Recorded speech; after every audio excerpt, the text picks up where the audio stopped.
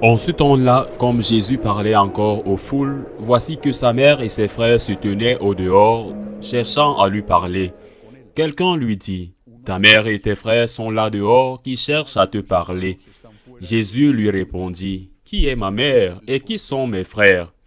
Puis, étendant la main vers ses disciples, il dit, « Voici ma mère et mes frères. Car celui qui fait la volonté de mon Père, qui est aux cieux, celui-là est pour moi un frère, une sœur, une mère. » Acclamons la parole de Dieu. Il faut faire une introduction à cet évangile. La notion de frère. Les protestants l'utilisent fréquemment pour dire que la Vierge Marie a eu d'autres enfants. Eh bien, il faut dire qu'en araméen, en hébreu, le mot frère était identique au mot cousin. Il y a des textes dans l'Ancien Testament où les deux concepts sont utilisés avec le même mot, frère ou cousin frère. Donc, quand il dit ta mère et tes frères, c'est dire ta mère et tes parents proches, ta mère et tes cousins. Cela est sûrement connu de ceux qui attaquent la Vierge Marie, mais bien qu'ils le savent, ils l'omettent. Et s'ils ne le savent pas, ils devraient l'apprendre. Mais en plus, les frères, s'ils étaient frères, pourraient être des demi-frères, c'est-à-dire qu'ils pourraient parfaitement être des enfants de Saint Joseph dans un passé mariage. La tradition grecque, la tradition de l'Église orientale dit que Saint Joseph était vieux et veuf lorsqu'il épousa la Vierge et eut d'autres enfants. Alors que la tradition latine dit que Saint Joseph était jeune et n'avait pas d'enfants et vécut toujours dans la chasteté. La tradition grecque dit qu'il vécut dans la chasteté après avoir épousé la Vierge. C'est en tout cas un détail, simplement pour clarifier ce concept que les protestants utilisent contre la Sainte Vierge. La Vierge Marie n'a pas eu d'autres enfants, qui n'est autre que le Seigneur Jésus-Christ, et était une vierge avant l'accouchement, dit l'Évangile. Une vierge était une fille en couche pour une conception privée au privilège de Dieu, et était une vierge après l'accouchement, parce qu'elle n'a plus jamais eu d'enfant. Jésus a été conçu par l'œuvre du Saint-Esprit sans l'intervention d'aucun homme, sans l'intervention de Saint Joseph ou de tout autre homme.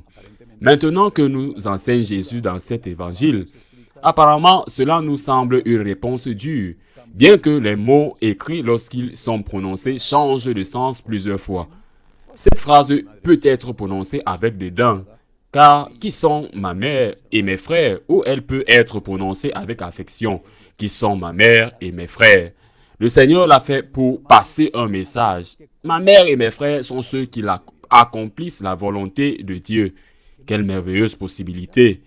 Nous pouvons être frères et sœurs de Jésus. Nous pouvons être la mère de Jésus, et c'est extraordinaire. Nous pouvons être comme la Vierge Marie, sauf qu'elle était une mère physique.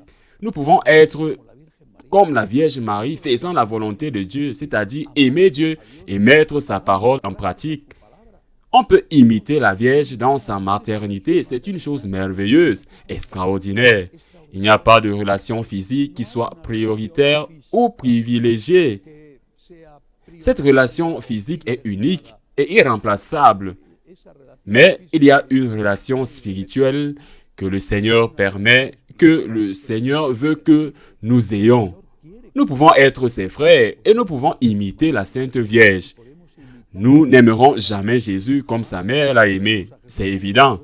Nous ne pourrons jamais égaler la Vierge Marie en amour pour Jésus, mais nous pouvons l'imiter, essayer, faire la volonté de Dieu, de telle manière que le sentiment motive les travaux. La gratitude motive les travaux. Et ainsi, avec nos œuvres d'amour pour Jésus, comme Marie, la Vierge qui prend soin du Christ, la Vierge qui le nourrit, la Vierge qui le défend par exemple lorsqu'il doit fuir en Égypte, la Vierge qui l'éduque, Quand nous évangélisons, quand nous éduquons, nous invitons Marie, quand nous aidons ceux qui souffrent, nous imitons la Vierge Marie parce que nous prenons soin de Jésus en eux. Quand nous défendons l'Église ou défendons le Christ ou défendons la tradition, nous imitons la Vierge Marie. C'est un truc merveilleux de pouvoir être comme Marie, même si nous ne pouvons ou nous sommes si loin de le faire. Donc, nous sommes si loin de la façon dont elle a aimé Jésus. C'est un privilège que le Seigneur nous donne. Veux-tu m'aimer comme ma mère m'a aimé? Veux-tu être comme ma mère, comme mon frère? Voilà, le chemin est devant toi. Et si tu veux, tu peux le parcourir. Accomplis la volonté de Dieu. Aime. Aime-moi comme elle m'a aimé. Et ainsi, toi aussi, tu seras comme ma mère. Ainsi soit-il.